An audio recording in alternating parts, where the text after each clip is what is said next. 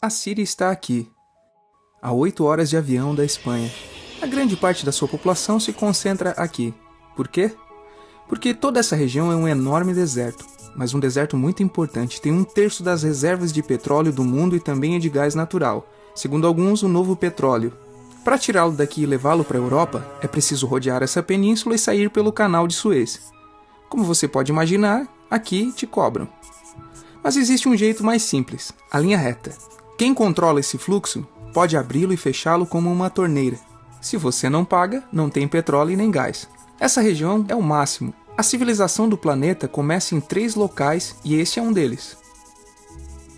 Mesopotâmia, aqui. Suméria, que é menos familiar, mas é o início de tudo, aqui também. Lembra da Torre de Babel da Bíblia? Foi feita por essa civilização. Egito, aqui.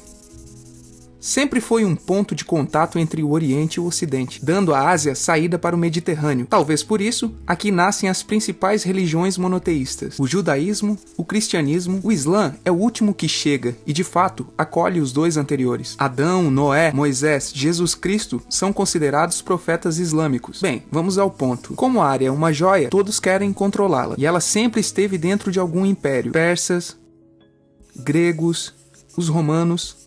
O Império Romano termina partido em 2, e finalmente só sobrevive este. Agora é quando a última religião monoteísta, o Islã, construiu seu próprio império. Você se lembra das cruzadas? Pois são os europeus cristãos tentando recuperar essa área de que estamos falando. Os últimos a chegar são os turcos, mas veja bem, eles não vêm da Turquia, eles vêm da Ásia junto com Gengis Khan.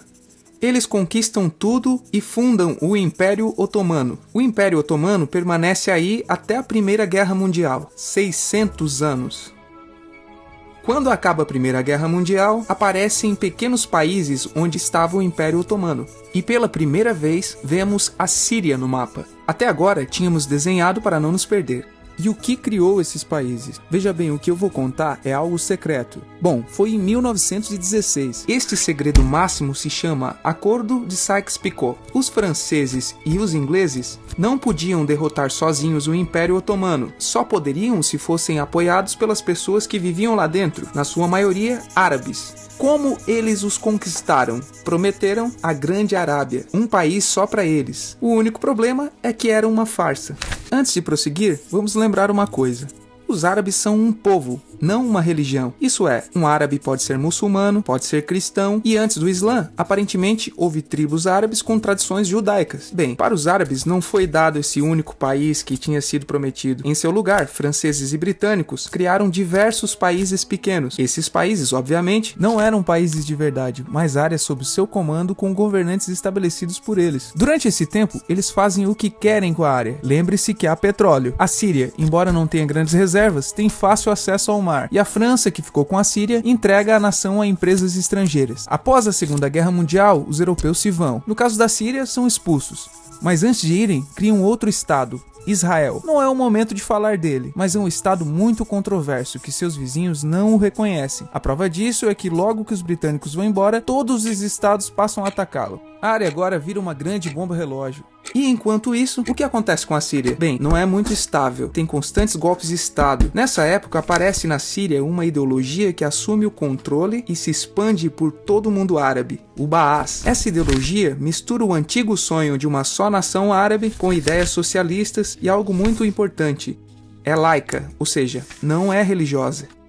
A Síria chega a se unir com o Egito, um país com o qual não tem fronteiras. Mas isso não é algo raro. Muitos desses países tentam fazer isso também. Como você deve lembrar, para essa gente foi prometido um só país e o desejo se manteve. Mas a união falha e nessa época o Egito lhes convence a nacionalizar o petróleo. Na Síria, Hafez al-Assad, pai de Bashar al-Assad, o atual presidente, se torna chefe de estado Baás. No Iraque, também em Baás, começa a ganhar força Saddam Hussein. As diferenças entre os países dividem os partidos Baás de outros países em pró-Síria ou pró-Iraque.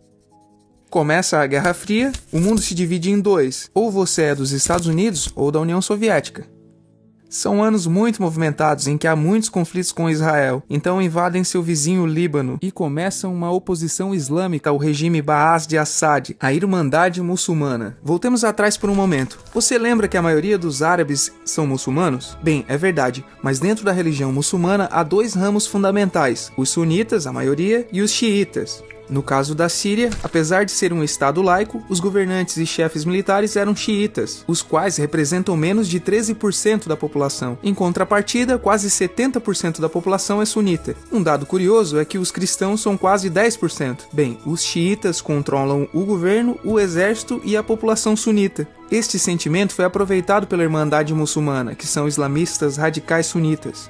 Esses pegam em armas na cidade de Ramã contra o governo, e Assad acaba com a revolta à custa de matar milhares de civis e prender muita gente. No ano 2000, Assad pai morre e lhe sucede Assad filho. Frente a diversas pressões, liberta muitos presos, traz internet e esperança de mudanças. Há um período de grande debate político e aparece oposição. Também retorna a Irmandade Muçulmana. Os anos seguintes são difíceis. Prendem a oposição e Bush inclui a Síria no eixo do mal. Ele apresenta suas propostas e aí já está à mostra o que acontecerá com a Síria.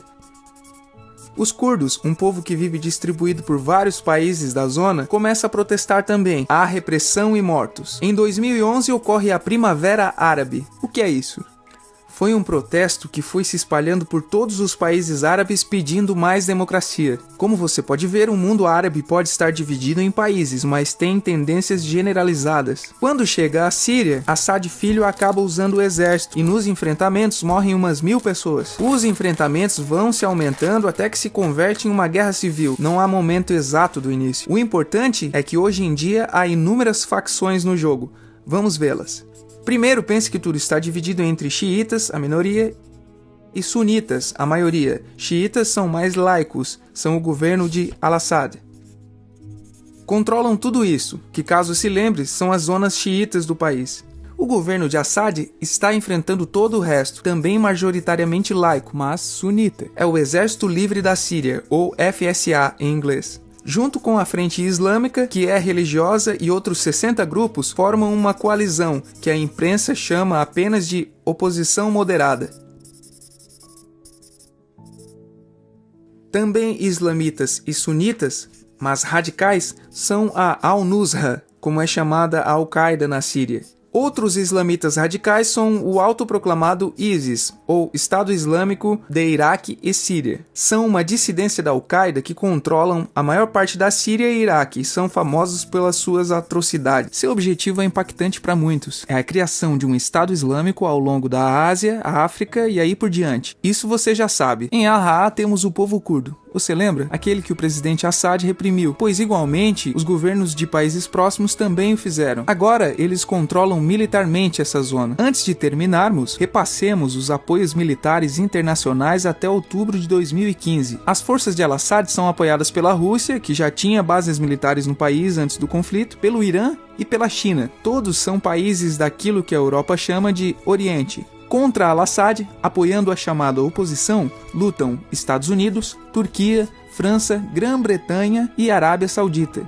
Podemos terminar com algumas conclusões, deixando claro que se trata de uma opinião pessoal. Se recapitularmos, veremos que a região é estratégica. Por sua privilegiada situação, todos a querem. A Síria sempre foi dominada por grandes impérios. Pense que há 100 anos a atual França já era França. A Inglaterra era Inglaterra. E isso também há 200 anos, há 300 anos e também há 400 anos. Mas, em uma contrapartida, a Síria só é Síria há menos de 100 anos e só governa a si mesma há mais ou menos 50 anos. E também eles jamais decidiram suas fronteiras. Elas foram impostas. A Europa dividiu o Oriente Médio somente para controlá-lo, desenhando países sem levar em conta o seu povo. Muitos historiadores dizem que todo o povo tem a necessidade de manejar o seu próprio destino, mas com os ingredientes que vimos, jogam contra projetos como a Síria Baar, que usa a repressão para se manter. E, em última instância, se produz uma guerra civil. Neste contexto, não é difícil que apareçam jogadores que se alimentem do desespero e ressentimentos unidos à repressão e à adição do Ocidente como invasor. O ISIS usa a identidade árabe e a mitologia de antigos impérios. Quando quiser entender o presente, se pergunte: e o passado?